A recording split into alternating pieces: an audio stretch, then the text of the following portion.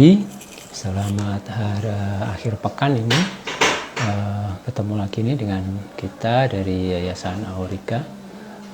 Kita dalam rangka hari pendengaran ya. Kita akan online live selama 1 bulan di bulan Maret ini di media sosial Instagram Yayasan Aurika. Terima kasih kepada teman-teman, bapak-bapak dan ibu-ibu, sahabat-sahabat Yayasan Aurika yang sudah bergabung selama kemarin, yang sudah mengikuti sebelum-sebelumnya. Mari kita bisa bergabung kembali, kita belajar bersama, kita saling belajar dari para profesional yang akan membantu kita, yang akan berbagi ilmu dengan kita. Hari ini kita akan ngobrol bareng ya dengan Dr. Haris Mayagung. Beliau ini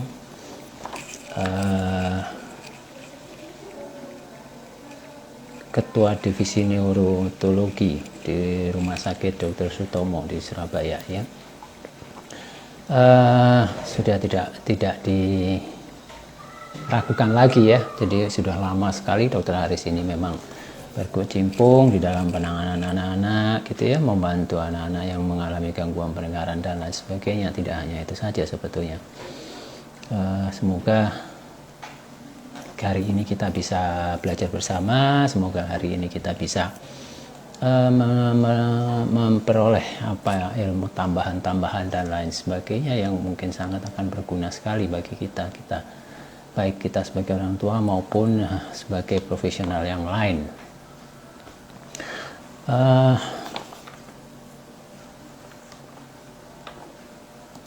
Kegiatan kita ini selama bulan Maret ini banyak memang dibantu dan kita mendapatkan bantuan dan kerjasama dari berbagai pihak, baik itu dari kalangan akademisi begitu ya, dari universitas dan lain sebagainya, dari partner-partner teman-teman dari hearing center, kemudian dari provider hearing teknologi begitu ya, baik itu dari Medel, dari Cochlear, dari EBI begitu ya. Kemudian dari para akademisi begitu ya, dari universitas, ada yang dari UNESA Surabaya, ada yang dari 11 Maret, dari UGM, dari UNER, dan terutamanya dari FK ya gitu ya. Kemudian ada teman-teman dari Adibuana begitu. Banyak kita yang mendapat bantuan dari teman-teman yang ingin memang membantu atau mempunyai interest untuk meningkatkan potensi yang dimiliki oleh anak-anak yang mengalami gangguan pendengaran gitu ya. Kira-kira ini suara saya bisa diterima atau didengarkan dengan cukup atau tidak ya? Mohon kira-kira ada teman-teman yang bisa membantu. Kira-kira bagaimana misalnya cukup bisa didengar? Mungkin teman-teman sambil kita menunggu Dr. Haris ya. Oke, Dr. Haris masih belum begitu ya. Oke, baik. Sekarang masih jam 9, jam 10 kurang sedikit sekali. Semoga Dr. Haris tidak mengalami kendala, kita juga tidak mengalami kendala. Baik secara teknis seperti kemarin ya, kita mengalami kendala di sambungan internetnya begitu. Semoga hari ini lancar dan baik, membawa manfaat yang baik. Oke, Dr. Haris belum baik. Sedikit Dr. Haris ini memang saya pertama bertemu beliau kurang lebih tahun 2005 atau 6 kurang lebih. Saya coba nanti kita konfirmasi dengan Dr. Haris ya. Oh, Dr. Haris, selamat pagi. Assalamualaikum warahmatullahi wabarakatuh. Waalaikumsalam Pak Gutomo. Ini kok gambarnya goyang-goyang ya Pak Gutomo? Sebentar. Ini enggak, Dok. Nah, ini cukup. Cukup ya? Ya. Enggak apa-apa, Dok. Santai saja, Dok. Pelan-pelan, Dok. Soalnya sama, Dok. agak gaptek, maaf. Sama, Dok. Cuman saya di sini kan ada yang bantu. Kalau enggak ada ya sama saja. Iya, sehat ya Pak Gutomo, sehat ya. Alhamdulillah, Dok. Dokter sini juga sehat-sehat kan, Dok? Kenapa? Dokter Haris juga sehat-sehat kan ini? Alhamdulillah sudah sehat ya. Ini. Alhamdulillah sudah sehat. Alhamdulillah kok gitu. Oh iya, Dok, kok goyang lagi, Dok ya? Apa saya bagaimana caranya? Atau saya sebentar. Kok goyang-goyang? Apa saya keluar dulu? Coba, Dok, di keluar nanti masuk lagi, Dok. Coba gimana? Kita lihat lagi nanti, Dok. Ya, ini bagaimana caranya kok goyang-goyang? Aku keluar sih. Iya, dulu. Kepiye caranya keluar? Dikeluarin aja. Sambil nunggu Dr. Haris karena ada masalah-masalah teknis seperti tadi, kita lanjutkan ya, teman-teman. Semoga hari ini kita bisa lancar. Sudah. Oke, Dok. Alhamdulillah. Ini sudah lancar. Baik, Dok. Ya, alhamdulillah baik. Ya, gimana Pak Gutomo? Kita ngomong-ngomong santai ya. Iya, betul, Dok. Memang ini padat bener ini ya WHD ini acaranya selama bulan Maret ini padat sekali di mana-mana. Iya, Dok. Padat sekali dan semua kegiatannya juga kelihatannya pengen mendukung ya, Dok ya, apa namanya? Iya. Untuk kesehatan organ pendengaran ini dan lain sebagainya gitu ya. Iya. Ya, semoga. Ya, alhamdulillah sekarang sudah semakin maju, semakin banyak yang bisa tahu begitu. Iya, alhamdulillah, Dok. Memang itu yang kita harapkan ya sama-sama. Iya. Karena terus terang kalau dari obrolan yang kemarin-kemarin, saya itu kan penanganan anak-anak ini kelihatannya memang tidak bisa satu-satu, Dok ya. Semua harus bekerja sama begitu ya. Harus bersama-sama. Iya, harus bersama-sama. Ya, baik. Jadi dengan begitu kita akan bisa dapat hasil yang lebih maksimal gitu. Iya. Aurika bagaimana Pak Gutomo? Makin berkembang ya. Saya sudah lama tidak ketemu sejak pandemi ini. memang sejak pandemi ini kita banyak dibatasi, Dok ya. Artinya kita semua kegiatan kita ini banyak yang apa namanya dia melalui via internet ya, banyak yang online gitu, Dok ya. Dan itu memang harus merubah segala sesuatunya, Dok ya. Artinya penanganannya anak-anak, terus kita belajar cara kita sendiri. Artinya kita yang di Aurika ini juga itu harus belajar menggunakan fasilitas internet yang seperti saya ini sekarang kan juga tidak terbiasa begini, Dok. Tapi mau tidak mau kita memang harus belajar ya, Dok ya, untuk memperbaiki gitu ya. Baik, Dok. Tapi ini suara saya cukup ya, Dok ya? Oh, jelas. Cukup ya? Jelas. Oke, baik, Dok. Kalau hari ini kita kebagian ngobrol ini, Dok ya, mengenai terutama rubella ini, Dok ya.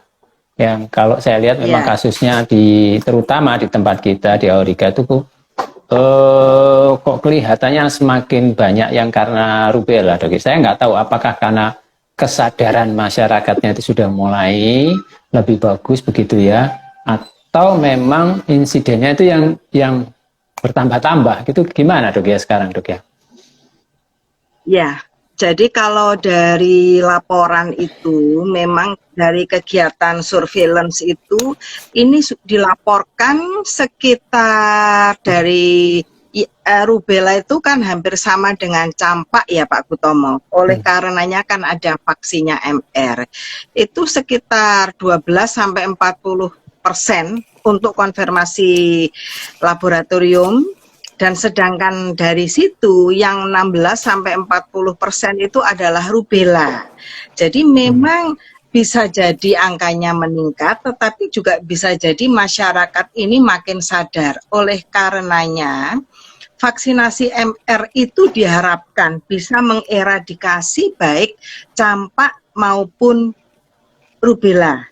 Itu kalau di Amerika itu kan sudah bebas campak, diharapkan di Indonesia juga, dan nanti juga di rubella juga di Indonesia.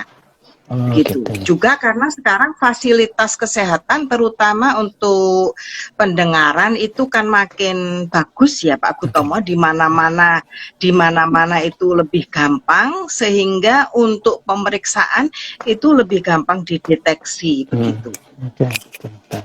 Iya, berarti memang betul edukasinya salah satunya adalah edukasinya ini memang harus lebih diperbanyak gitu Dok ya. Betul. Betul, dan itu bukan hanya petugas medis saja, tapi dari seluruh jajaran itu memang wajib bertanggung jawab. Karena ini selain pemerintah juga masyarakat juga ikut bertanggung jawab. Iya, iya. Baik Dok kalau gitu. Kira-kira begini Dok, kaitannya sebetulnya infeksi rubella itu dengan gangguan pendengaran itu sebetulnya kira-kira gimana Dok? Oh ya, jadi sebelum saya ini rubella itu kan sebetulnya hampir seperti dengan campak ya Pak Kutomo. Kalau campak barangkali lebih gampang dilihat, lebih gampang diketahui karena campak itu dulu sehari-hari waktu dulu, zaman dulu kalau belum sakit campak ya artinya belum sakit, tapi sekarang kan tidak, kalau bisa tidak sakit campak. Karena kalau campak sendiri barangkali tidak berbahaya, tetapi komplikasinya itu yang bisa mematikan. Sedangkan rubella ini kalau itu menular, memang sangat menular, dan penularan itu bisa vertikal, bisa horizontal. Kalau horizontal itu seperti misalnya saya nulari Pak Kutomo. Tetapi kalau vertikal itu dari ibu, kemudian transplasental ke janinnya, itu yang vertikal. Nah, kalau yang tertular ini bukan ibu hamil, itu lebih ringan. Tetapi begitu ibu hamil yang tertular, ini sifatnya teratogenik. Artinya teratogenik itu menular kepada janinnya. Nah, menular kepada janinnya, tentunya itu tergantung dari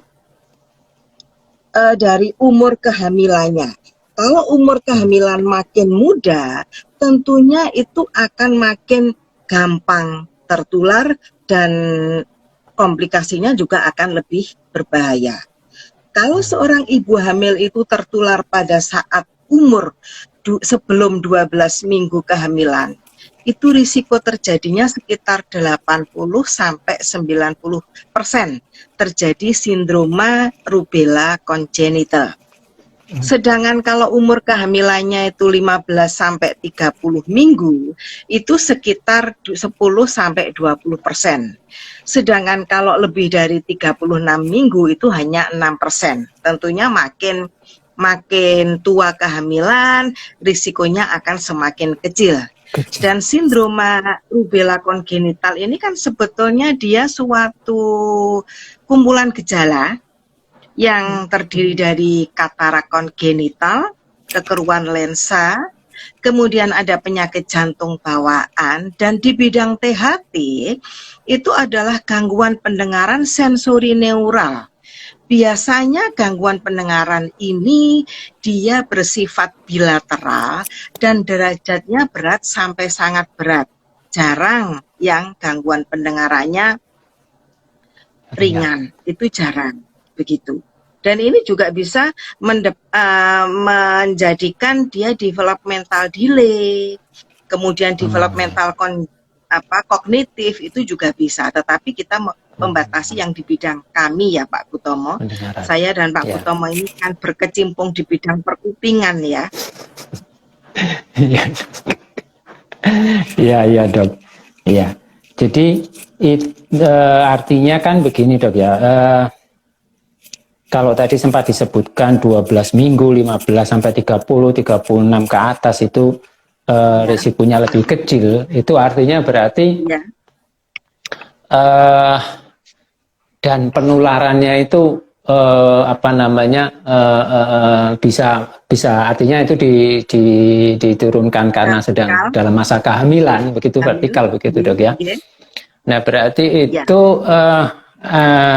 menempatkan seorang ibu hamil atau yang akan mempunyai program kehamilan itu dalam risiko ya dok ya? Iya, karena kalau seorang ibu hamil itu tentunya kekebalan tubuhnya akan turun seperti kita ketahui.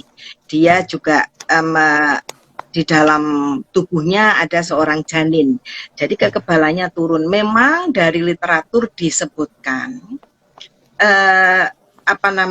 virus itu kan antigen kalau dia masuk ke tubuh kita akan membuat antibodi.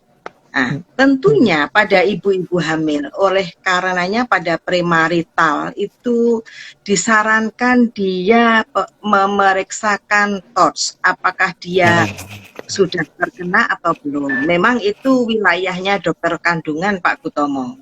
Nah, tapi dari yang saya baca, kalau dia sudah ada imun, itu aman. Tetapi kalau belum, sebaiknya dilakukan vaksin yang ada vaksinnya. Kalau seperti tokso, CMV itu kan tidak ada vaksinnya. Tentunya pada saat hamil, itu juga harus dijaga antenatal care-nya. Ya. Oke, baik.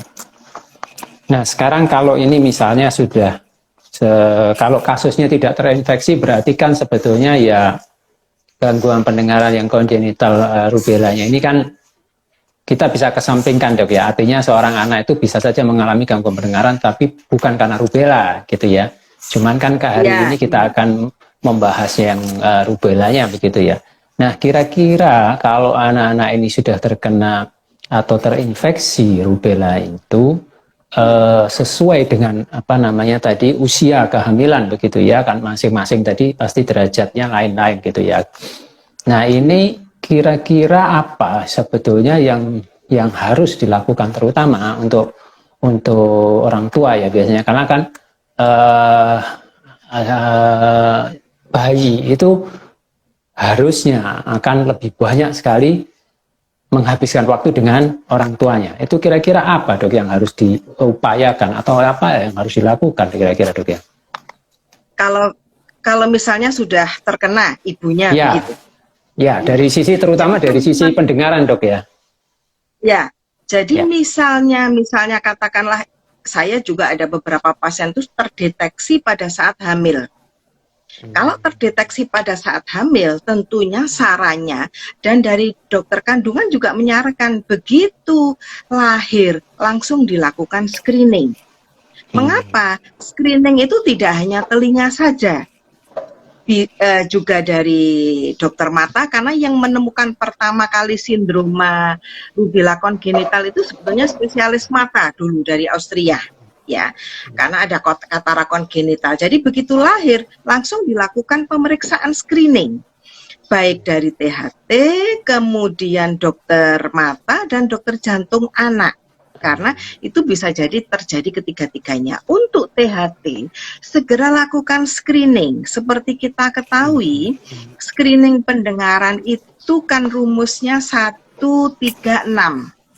Artinya paling lambat 1 bulan sudah dilakukan screening, kemudian pada saat umur 3 bulan sudah dilakukan diagnosis, dan intervensi pada saat umur 6 bulan. Gitu Pak Kutom.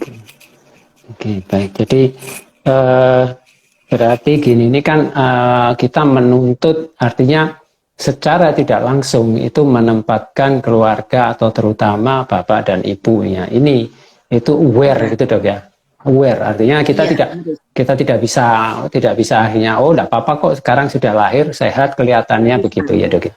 Oke, Ya, oke. tidak bisa. Jadi kalau sampai menunggu dia sudah lebih besar itu sudah terlambat. Ya, karena di bidang kami, di bidang neurologi itu ada apa namanya peringatan. Kalau seorang anak terlambat bicara harus dipastikan bahwa dia tidak ada gangguan pendengaran. Sebetulnya terlambat bicara itu kan kalau dia sudah umur 1 tahun, tetapi bisa jadi speech delay itu juga bisa dideteksi. Misalnya umur 6 bulan belum babbling, itu sudah harus waspada orang tua. Tentunya ini tugas, bukan hanya tugas kami saja, tugas bidan, tugas perawat, tugas ibu-ibu, kader-kader itu harus semua bekerja begitu. Berarti itu kembali lagi Dok ya, itu harus berkolaborasi, harus bekerja sama dari berbagai elemen gitu Dok ya. Betul Pak Kutomo. Oke, baik Dok. Jadi kadang-kadang ini yang sulit ya Pak Kutomo. Kadang-kadang ini yang sulit ya, karena memang semua itu juga pada sibuk begitu. Betul. Padahal ini kan masa depan. Ya, dan kadang-kadang yang masih belum bisa, artinya orang tua itu kadang-kadang masih ada yang merasa Pak, anak saya ini loh sehat, pulang nggak apa-apa, ngapain harus screening, apa harus diperiksa, itu kadang-kadang masih ada yang seperti itu Dok ya. Iya. Itu yang kurang benar itu. Ya.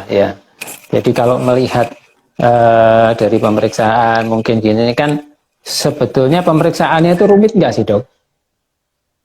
Oh enggak, kalau screening tidak Pak Kutomo. Kalau screening itu katakanlah pemeriksaan otoakustik emisi, ya. Tentunya otoakustik emisi itu tidak sulit, ya. Dan itu sebetulnya bisa dilakukan kalaupun ada alat itu dilakukan di vaskes primer. Tetapi sebetulnya juga ada tes daya dengar ya untuk kader-kader itu, walaupun yang pemeriksaan yang objektif itu sebetulnya otoakustik emisi. Paling tidak otoakustik emisinya bagaimana, lulus atau tidak. Kalaupun lulus tetap harus dilanjutkan dengan automated EEBR. EEBR. Itu juga gampang, tidak sulit sebetulnya. Yang sulit itu adalah EBR atau BERA karena itu perlu keterampilan khusus, kemampuan khusus. Jadi perlu perlu kompetensi khusus, sedangkan otoakustik emisi tidak begitu. Baik itu dari keterampilan khusus itu baik dari pemeriksanya maupun katakanlah kalau operatornya itu dan mungkin orang tuanya juga, karena kan saya yang sering dengar itu Pak, nggak bisa dilakukan pemeriksaan ABR atau tes BERA itu berkali-kali harus diulang karena anaknya bangun, karena dan lain sebagainya. Berarti itu juga harus disiapkan dari orang tuanya Dok ya untuk memudahkan kerjanya begitu ya. Ya. Nah, memang ini juga kendala ya Pak Kutomo untuk pemeriksaan ABR ini memang pertama karena untuk dokternya itu juga ada persyaratan. Kami dari kolegium itu juga ada persyaratan untuk kompetensinya. Kemudian untuk alatnya juga cukup mahal. Tetapi kalau EBR tidak automated. Tetapi kalau EBR atau BERA itu yang sulit. Kemudian juga untuk selain operator juga dokternya harus bisa membaca. Kemudian prosedurnya itu juga tidak gampang. Karena harus tidur nyenyak seperti itu. Kemudian kalau sekarang sih sudah ditanggung BPJS ya. Sekarang sudah nyaman lah bagi saya yang di Rumah Sakit Dr. Sutomo itu sudah nyaman karena sudah ditanggung oleh BPJS. Ya, baik Dok. Baik kalau gitu. Jadi memang kalau artinya itu kalau mengikuti tadi rule-nya yang 136 itu Dok ya, berarti pada usia yang 3 bulan pun itu diagnosanya sudah harus ada, kalau memang itu katakanlah dia risiko tinggi atau refer di awal ya tadi ya dengan OI dan lain sebagainya, itu begitu Dok ya, sehingga pada saat 6 bulannya itu penanganan yang berikutnya itu bisa ditentukan apa ini. Begitu, Dok? Mau diapain? Iya, Iya. iya Pak Gutomo. Nah, kami di Rumah Sakit Dr. Sutomo itu kalau yang apa namanya targeted screening kan ada 2 ya Pak Gutomo, yang Ya. targeted dan universal. Ya. Kalau targeted sudah berjalan baik, jadi pasien-pasien Mm. dari pediatri itu kalau ada masalah itu sudah dirujuk ke kami di poliaudiologi. Tetapi untuk yang universal itu yang memang belum, padahal ini kita di luar rubella ya, padahal 50% anak dengan gangguan pendengaran kongenital itu juga 50%-nya tidak diketahui. Jadi walaupun dia tidak ada risiko tinggi, bisa terjadi gangguan pendengaran. Itu yang Ya. universal ini. Kalau Ya, targeted ya, di rumah ya. sakit itu sudah banyak dikirim. Ya. Sama, Dok, saya jadi ingat ya, Dokter Haris, dulu kita pernah punya apa namanya kegiatan, Dok, ya, waktu tahun berapa, Dok, ya, kita dulu itu sudah lama, yang ke anak-anak. Iya. Ya, itu juga rasanya mereka juga sehat, tidak masalah, tidak apa, tapi kita juga menemukan saja hal-hal yang demikian ya, Dok, ya. Iya. Kapan itu bisa diulang lagi ya Pak Gutomo? Iya, Dok, nanti coba kita akan siap-siapkan dulu, Dok, ya, ini apa namanya segala sesuatunya, karena memang kan kalau dulu kita kan di apa namanya di praskul. Iya, ke bawah itu, Dok, ya, memang kita. Jadi sekedar informasi ya, memang saya ya dari kita dulu itu saya, Dokter Haris, kemudian Dokter Sukesi ya, Dok, ya, dengan teman-teman yang lain itu memang kita mengerjakan hearing screening, segala tindakan, misalnya ada bersih-bersih dan lain sebagainya, itu biasanya kita rujuk ke rumah sakit terdekat, Dok, ya. Iya, betul. Jadi dulu waktu itu sudah lama ya Pak Gutomo, itu kan sangat bermanfaat. Menurut saya sangat bermanfaat waktu itu. Itu kan cukup lama kita kerjakan 1 tahun lebih kok itu. Saya ada catatannya, ada laporannya. Iya. Mudah-mudahan ini kalau pandemi sudah Semoga saja, Dok, ini segera berlalu. Kita bisa beraktivitas lagi seperti dulu. Jadi bisa face to face kalau kita mengerjakan baksos itu enak lah, aman rasanya. Iya. Kemudian begini, Dok, yang sering terjadi itu kan kalau tadi Dokter Haris bilang bahwa mungkin gejalanya ini akan tidak terlihat, begitu, Dok, ya. Lain dengan apa namanya campak, apa namanya tadi itu Dokter Haris bilang campak atau cacar itu kita kelihatan, Dok, ya. Tapi ini mungkin sebentar hilang begitu. Kira-kira apa yang bisa terutama orang tua itu meyakinkan bahwa oh itu rubella atau dan sebagainya, bagaimana, Dok?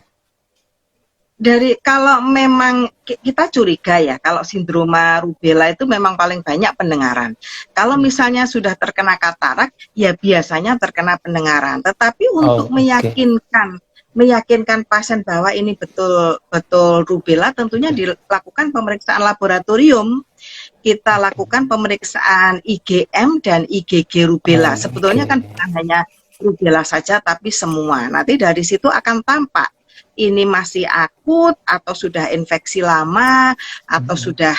Karena kalau seorang anak itu mendapatkan infeksi dari ibunya, dia akan kebal selama 1 tahun, kebal terhadap rubella hanya 1 tahun setelah lahir. Jadi makin lama itu akan makin turun titernya, dan dia setelah 1 tahun habis dia bisa terkena. Oleh karenanya perlunya vaksin itu, Pak Gutomo. Ya, dari berarti situ, kalau Pak.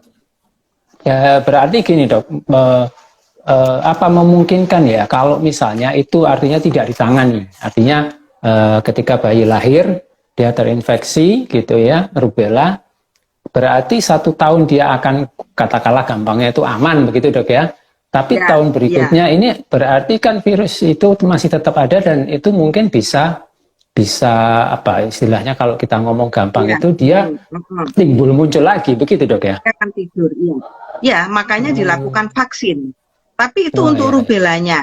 Nah, sedangkan untuk sekuelenya untuk gangguan yang lain, itu yang tidak bisa kembali. Untuk telinga, Ya, kalau Ya, jantung kan kadang-kadang nutup sendiri, kemudian ya, mata bisa dilakukan ya. operasi. Sedangkan untuk gangguan pendengaran sensori neural itu irreversibel, tidak bisa Oke, baik. kembali. Berarti masih masih ini dok ya, artinya apa namanya itu yang terkena kan sensi neural berarti ada di apa rumah siputnya ini masih tetap tidak Ya, bisa di akan rumah siputnya tidak tidak bisa ada disembuhkan recovery-nya, begitu kan dok ya? tidak bisa, tidak Ya, bisa. oke. Iya. Oke, baik. Berarti tetap Ngeri harus ini kalau rubella itu Pak Gutomo. iya dok. Ngeri saya kalau sudah ada pasien anak dengan katarak kongenital itu sudah was-was begitu. Walaupun Hmm, ada yang tidak terkena ada, tapi sudah deg-degan dulu. iya, iya dok, iya dok. Karena ini Iya kan dok, seumur betul. hidup ya, iya. Betul, betul, betul dok, betul dok. Jadi memang eh, kita juga kadang-kadang ada teman-teman gitu yang dia apa mereka itu ke tempat kita terus baru ketemu gini melihat, waduh, ini moga-moga tidak lebih banyak, tidak lebih parah ini kita juga bingung soalnya kan Iya, kadang-kadang itu begitu dok ya. iya, betul. Baik, baik dok. Eh, Ye, kira-kira begini dok, kalau sudah tertular itu apa yang ya. harus artinya dari sisi ibu bu ya oke. Dari sisi ibu ketika dia Ya. sudah terinfeksi itu kira-kira apa itu dok yang harus dilakukan Kalau terutama ibunya dok? Kalau ibunya, kalau sudah terinfeksi dari yang saya baca itu dia punya kekebalan seumur hidup, begitu. Jadi Oh andai gitu ya kata dok dia ya. punya anak lagi, biasanya aman, tetapi memang ada baiknya tetap periksa. Dari yang saya Ya, baca itu akan ada kekebalan seumur hidup kalau sudah terkena, tapi tidak untuk anaknya, hanya dalam ya, satu. ya.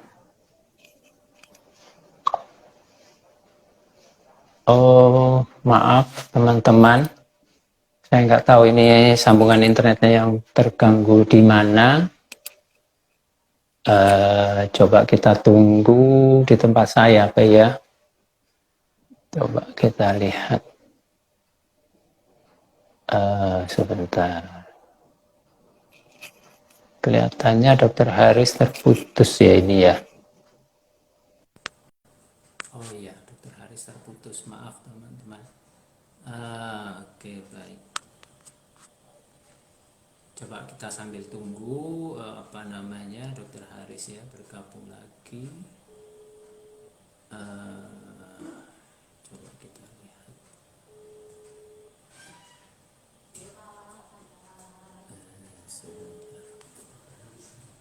Kita tunggu Dokter Haris ya untuk bergabung lagi.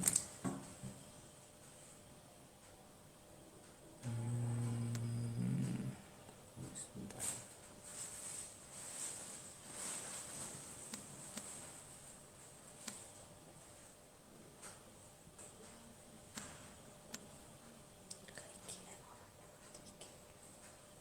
Sebentar. Mohon maaf teman-teman, ini ada sedikit kendala pada sambungan internet yang mungkin Dokter Haris kita tunggu.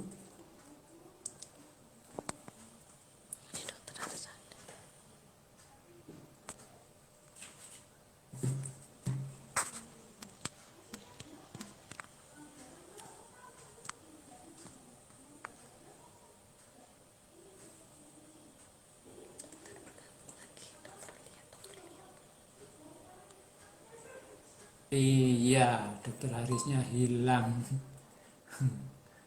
Coba akan kita lihat lagi ya. Dokter Haris coba sebentar. Baik, kita tunggu sambil kita tunggu ya. Tadi si Dokter Haris sudah menyampaikan berarti pentingnya untuk apa namanya melakukan penanganan apakah mungkin baik itu sebelum ataupun setelahnya terinfeksi ya, kita berharap sudah terinfeksi ya. Namun kalau sudah terinfeksi tadi belum selesai kita Udah, dok sudah kembali lagi dok. ya, Terputus dok ya. Tadi iya. sampai di apa tapi tadi Yang penanganan kalau kalau ibunya ibunya ya iya iya, dok gimana dok? ya kalau Karena kan ibunya terkena ya sudah. oke baik berarti langkah selanjutnya itu kan kita harus paling tidak minimal itu menyiapkan apa bayinya ini dok, kan begitu dok. Kira-kira apa saja dok? Iya. Jadi kalau untuk yang anak yang sudah terkena ya, Ya, kalau yang bayinya artinya sudah terkena, ya kan ibunya ini sudah terinfeksi, berarti kan dia akan terkena ya. juga dok ya. Nah itu kira-kira kalau yang itu menyiapkan bayinya nanti bagaimana dok itu? Jadi begini, kalau ibunya terkena, artinya dia sudah mempunyai kekebalan seumur hidup, Ya, tetapi tidak pada anaknya.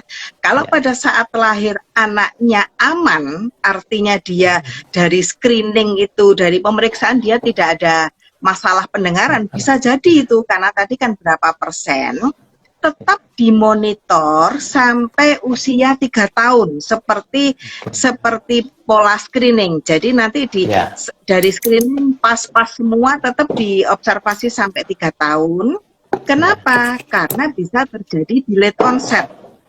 Delayed onset Oh, itu ya, delayed onset itu tidak terjadi pada saat lahir, tetapi delay.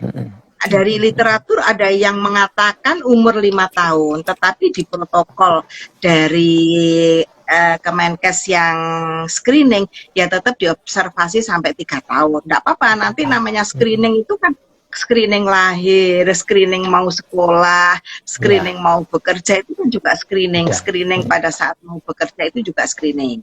Nah, kalau sudah terjadi gangguan pendengaran, ya segera dilakukan intervensi pada saat 6 bulan. Begitu. Oke.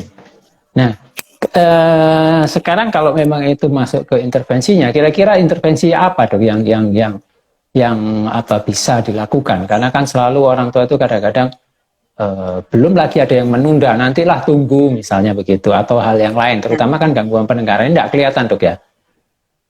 Ya, ya. Jadi itu golden period itu adalah sampai 2 tahun, Pak Kutomo. Oke. Ada grafiknya sih, saya sayang kan tidak zoom. Kalau grafiknya Ya. itu hearing dan seeing, apa namanya, melihat dan mendengar itu sampai 2 tahun. 2 tahun nanti kemampuan itu brainnya akan makin turun. Nah, makin turun. Dan anak ini misalnya di otak itu kan ada area-areanya. Ada Ya. area untuk melihat, ada area untuk mendengar. Kalau Ya. untuk area untuk mendengar itu dia deaf, mohon maaf saya ngomong deaf itu gangguan pendengaran, itu area untuk melihat itu akan lebih bertambah besar fungsinya. Karena yang deaf itu kan tidak digunakan, sehingga pada anak-anak ini cenderung dia indera di tempat lain itu lebih bagus. Itulah kadang-kadang yang saya sampaikan ke ibunya. Kadang-kadang orang tua kan mengatakan, anak saya ini dengar kok.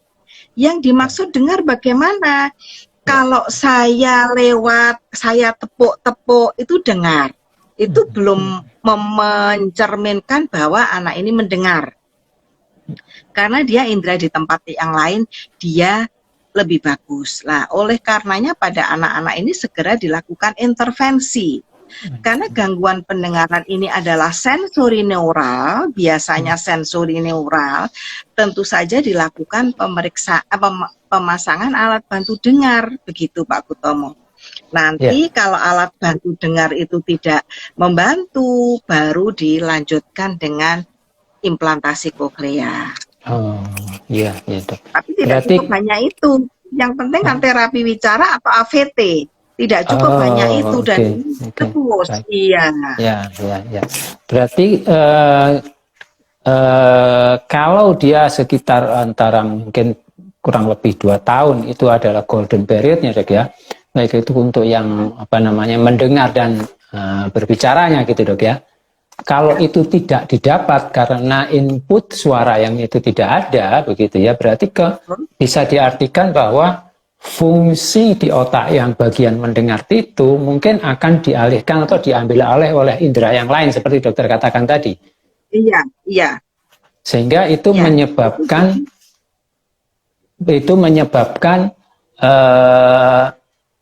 anak-anak ini kelihatannya dalam berkomunikasi lebih visual, begitu dok? Iya, betul. Jadi saya ikut webinarnya Prof. Go Gobisi yang dari Malaysia itu juga dia menerangkan seperti itu. Jadi pendengaran ini adalah emergency sebetulnya. Pendengaran ini termasuk emergency, bukan emergency itu harus segera ditindaklanjuti pendengaran. Karena apa? Ini seumur hidup. Dan dari literatur juga dikatakan, kalau selama 4 tahun itu tidak mendapatkan input apapun, seperti kalau komputer itu kan diisi ya Pak Hutomo memorinya. Ini tidak diisi, nanti fungsi itu akan hilang, dikatakan seperti itu. Jadi ini adalah suatu kedaruratan ini sebetulnya untuk anak pendengar itu.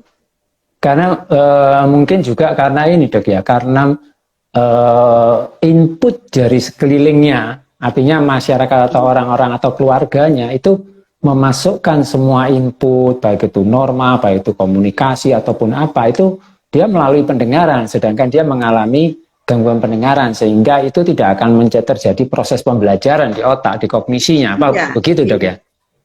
Betul. Jadi kita bisa pinter, saya bisa pinter, Pak Hutomo bisa pinter, karena bisa berkomunikasi, bisa berbicara, bisa membaca. Kalau seorang itu bisa melihat, belum tentu bisa baca. Misalnya dipakai ABD atau implan koklea, tapi tidak pernah diajari AVT, ya tetap tidak bisa pintar. Tetapi kalau anak ini buta, pasti dia tidak bisa membaca. Sama juga, kalau seorang anak itu tuli, dia pasti tidak bisa berbicara. Sehingga indera yang lainlah yang menggantikan. Oke, baik. Jadi ini yang menjadikan sebetulnya pentingnya bahwa anak-anak itu dilakukan penanganan sedini mungkin Dok ya. Karena kalau dari sisi teknologi kan semua sudah mendukung Dok ya, artinya pemeriksaan tadi dikatakan hanya OAE, ABR dan sebagainya dengan kemudahan-kemudahan yang ada begitu ya. Kemudian dari pemeriksaan-pemeriksaan lain yang nanti dilanjutkan di 3 bulan begitu ya, harusnya berarti anak itu sudah harus ditangani maksimal begitu Dok ya, 6 bulan kira-kira begitu Dok ya. Gini, kalau pemeriksaan itu sarana pemeriksaan barangkali sudah tersedia, lebih gampang karena BPJS pun ditanggung. Tetapi untuk intervensinya ini Pak Hutomo, barangkali itu yang saya sendiri juga kesulitan ya, karena kan tidak semua anak itu orang tuanya mampu membelikan alat bantu dengar, apalagi implantasi koklea seperti itu. Betul, ya. Tapi kalau untuk sarananya bisa ditanggung, tetapi selanjutnya ya mudah-mudahan ini ada dari pihak pemerintah yang bisa, yang mendengarkan lah, sehingga ini bisa menjadi prioritas begitu. Jadi ini sebetulnya memang perlunya semua itu dibuat sebuah networking ya Dok ya, yang lebih bagus gitu ya, artinya ya tidak hanya dari medis saja, tetapi mungkin dari pemerintah pun juga ada yang mungkin dari dinas perdagangan atau apa yang mereka artinya menaungi alat bantu dengar ini ya, teknologi pendengaran ini. Kemudian mungkin kalau bisa pajak itu diperingan, dan saya tidak tahu apakah itu berlaku atau tidak, tetapi kalau itu ada pun itu akan sangat membantu kan Dok ya. Artinya pemerintah ini dari Iya Dok, artinya saya sangat berharap sekali. Iya betul Dok. Iya. Ya barangkali Pak Hutomo juga merasakan ya Pak Hutomo. Kalau sudah ada anak dengan gangguan pendengaran kongenital itu kadang saya ini ya mudah-mudahan bisa tertangani dengan baik. Tertangani artinya itu kan tidak hanya cukup hanya pemeriksaannya, karena ini masih panjang. Harus alat bantu dengar ataukah implan koklea, masih dilanjutkan dengan AVT atau terapi bicara, itu masih berlanjut itu. Iya baik Dok. Jadi memang rubella ini terutama Dok ya di kita itu masih banyak jumlahnya Dok ya. Artinya artinya itu tantangan kita itu juga akan menjadi lebih banyak kan begitu Dok ya. Yang sebetulnya kalau saya baca-baca itu sebetulnya seperti dokter tadi singgung, ada vaksinnya dan lain sebagainya, terutama untuk ibu-ibu ya yang mungkin apa namanya mau menikah, mau berkeluarga atau program kehamilan dan lain sebagainya, Dok ya. Kalau itu bisa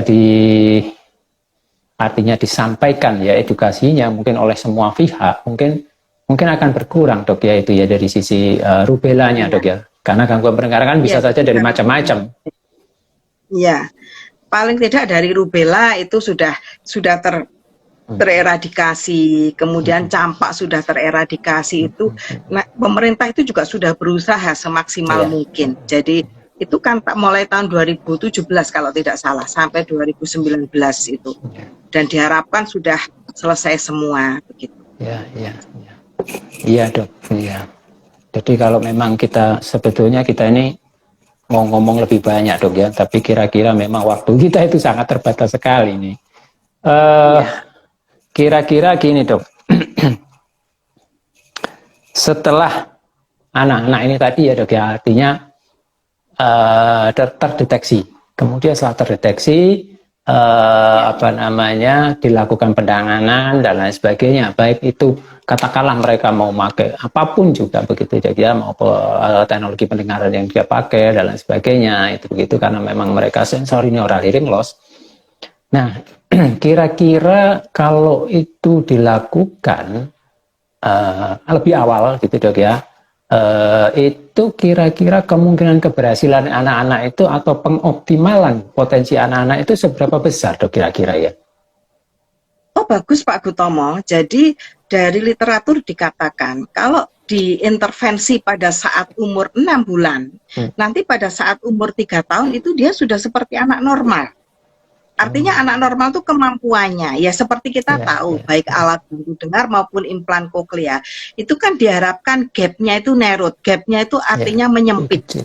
Nah, harapannya seperti itu. Jadi nanti pada saat dia dilakukan intervensi, bukan seperti anak umur sesuai intervensinya, tapi sesuai anak normal. Harapannya kan seperti itu, Pak Gutomo. Oh, gitu ya, Dok. Jadi artinya itu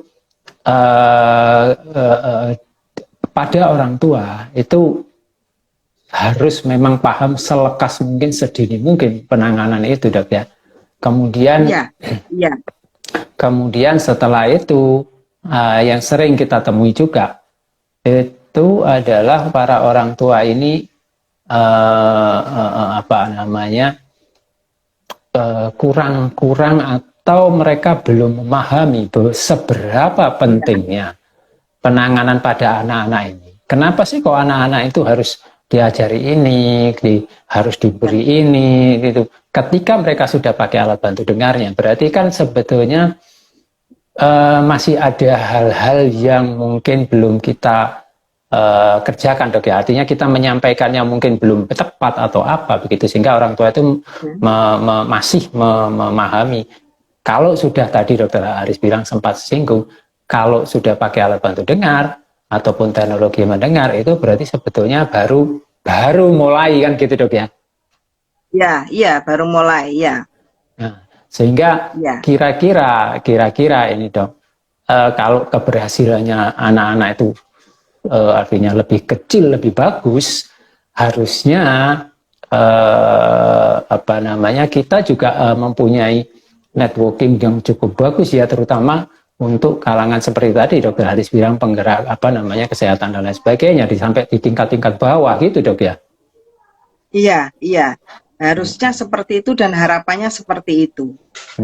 Saya juga tahun berapa ya, kira-kira 1 tahun atau 1 tahun yang lalu itu saya melakukan penelitian tentang anak rubella, pasien rubella yang dilakukan implantasi koklea. Rubella itu kan tidak semua pasien murni rubella, tapi ada yang dengan motorik delay ataupun dengan apa. Itu saya membandingkan dengan anak implan tapi yang normal, tentunya umur sudah di matchkan. Itu ternyata dari hasil CAP-nya itu sama. Hasil CAP mendengar saja ya. Mendengar saja itu sama. Artinya anak dengan rubella dan yang non rubella sama, tetapi anak yang dengan motorik delay itu memang lebih lambat Jadi bukan, kalau CAP-nya dia genap, tapi anak dengan motorik delay rubella yang ada motorik delay dan bukan motorik delay itu memang lebih terlambat yang ada motorik delay-nya. Ya karena seorang anak bisa ngomong kan juga perlu otot-otot yang kuat juga Pak Gutong. Jadi menunjukkan kalau ya orang tua itu berusaha, insya Allah akan bagus. Gitu Dok ya. Artinya ketika misalnya ini infeksi rubella begitu, anak ini terinfeksi rubella, kemudian gangguan pendengaran sudah dilakukan, sudah ada konfirmasi dari hasil pemeriksaan begitu Dok ya, mengalami gangguan pendengaran, tentunya berarti ada yang harus dicermati sebetulnya, bukan hanya gangguan pendengaran. Apakah dia seperti tadi motorik delay-nya atau mungkin gangguan penglihatan atau yang lainnya begitu Dok ya, sehingga anak ini akan terbangun atau bertumbuh, berkembangnya itu lebih bagus gitu Dok ya. Optimal, iya. Jadi ini memang komprehensif ya Pak Gutomo ya, bukan hanya THT saja, tapi dari mata, dari rehab medik, dari terapisnya itu juga harus bisa tahu, oh ini di mana sih. Jadi kami harus penanganannya secara holistik, bukan kotak per kotak begitu.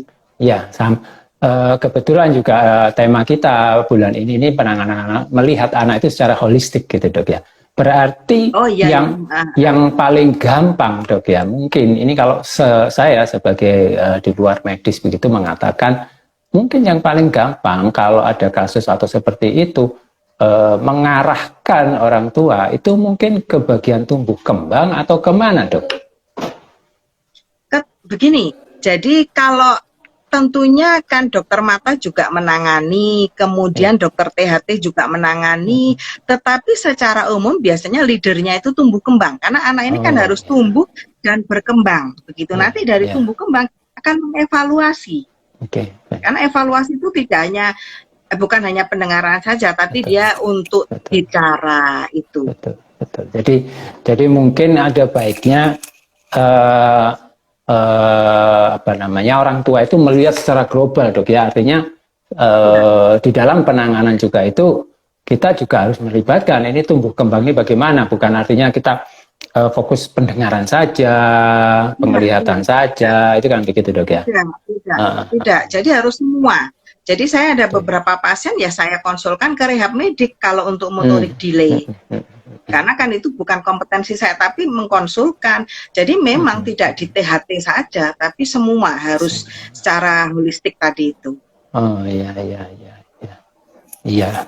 Baik Dok, terima kasih banyak. Ini sudah kita 45 menit lewat. Tapi sayang tadi sebentar terpotong begitu Dok ya, karena sinyal internet ini kadang-kadang, kemarin kita juga begitu. Kira-kira sebagai penutup apa Dok yang bisa disampaikan ini Dok? Ya jadi begini, kalau saya yang pesan itu ya mungkin kepada ibu-ibu ini dalam kasus rubella ya, kasus rubella. Sebelum hamil itu ada baiknya periksa lab tentunya ke dokter kandungan. Apakah dia sudah terlindungi dengan rubella atau belum. Kalau dia belum terlindungi, sebaiknya vaksin dulu. Tapi setelah vaksin tidak boleh hamil dalam 1 bulan, karena itu kan virus yang dilemahkan. Nah, jadi setelah 1 bulan boleh hamil supaya anaknya ini bisa bebas dari rubella. Itu yang saya dalam hal rubella ini. Iya. Baik. Mudah-mudahan ini bermanfaat ya Pak Gutomo untuk banyak orang. Tentunya harapan kita memang ini sangat bermanfaat ya Dok ya, karena memang kadang kita itu menganggap remeh sesuatu yang sebetulnya itu malah penting sekali sebetulnya begitu Dok ya. Dari awal tadi memang kita disebutkan bahwa rubella itu tidak kelihatan begitu ya, artinya tidak kelihatan itu kalau seseorang terinfeksi juga mungkin sebentar hilang begitu Dok ya. Itu biasanya dianggap cuman biasalah ya, biasa ada yang menganggapnya begitu. Ya, padahal itu akibatnya nanti di belakang hari itu yang akan sangat mungkin berat begitu Dok ya. Itu yang pertama. Yang kedua dari ini tadi kita saya sedikit simpulkan, berarti memang penanganan itu memang harus sedini mungkin. Artinya kalau Ya, kita betul. kadang-kadang kita bisa mengingat-ingat 1, 3, 6 itu rumusnya. Tapi orang tua kalau mungkin saya sampaikan, pokoknya sedini mungkin. Sekarang ya sekarang. Ya, Mungkin begitu dok ya. iya, iya. Supaya daripada nanti ditunda-tunda. Betul, betul. Iya, iya. Iya, Iya. Terima kasih banyak Dokter Haris. Ini sudah apa sama-sama. namanya ngobrol dengan kita. Hari ini kita memang apa namanya waktunya sangat terbatas dan kita memang Iya, coba melakukan edukasi ya, semoga ini bermanfaat untuk banyak teman-teman. Kita ini juga apa namanya banyak para profesional gitu dok ya yang akan kita ajak bergabung ya, misalnya ada teman-teman dari yang apa namanya provider alat bantu dengar maupun color implant, kemudian ada dari akademisi gitu ya, ada teman-teman dari UNESA, ada yang dari UGM, dari mana namanya UNS begitu ya, iya, dan banyak beberapa teman-teman yang dari terapis juga nanti akan iya, apa namanya ngobrol bareng dengan kita. iya. Tujuan kita adalah Ini bagus ya. menyiapkan. Iya dok, Iya, gimana dok? bagus kalau saya lihat acaranya Aurika ini bagus ini ya, Hmm, ya acara dalam WHD ini. Menurut saya ya sebetulnya tidak harus pada saat WHD saya ya, saja, ya, ya, tapi ya kalau dok. bisa rutin itu akan makin bagus lah. Oke, baik Makin dok. sering edukasi itu akan makin bagus. Tidak Ya, harus baik dok. Maret aja. Baik dok, Iya, nanti coba kita susun apa yang memang diperlukan sama-sama gitu dok ya. Baik dok, kalau iya. gitu. Terima kasih banyak, terutama Dokter Haris yang Sama, sudah sama. bersedia ngobrol dengan kita dan teman-teman Iya, Bapak dan Ibu yang sudah join bersama kita. Kita bisa iya, ketemu setiap harinya jam 10 pagi. iya, Ya, iya. baik kalau Iya. gitu Salam saya buat teman-teman di Aurika, Pak Insya Butomo. Allah saya sampaikan Ini dok. kan saya sering sana ya. Ya, sudah lama dok. Nanti kita harus diulang lagi dok itu dok. Iya, iya, iya. Iya, iya. Baik, terima kasih banyak dok. Assalamualaikum. Waalaikumsalam Ya, warahmatullahi wabarakatuh. Mohon izin saya akhiri dok ya. ya. Baik, terima kasih. Selamat siang teman-teman. Waalaikumsalam warahmatullahi wabarakatuh.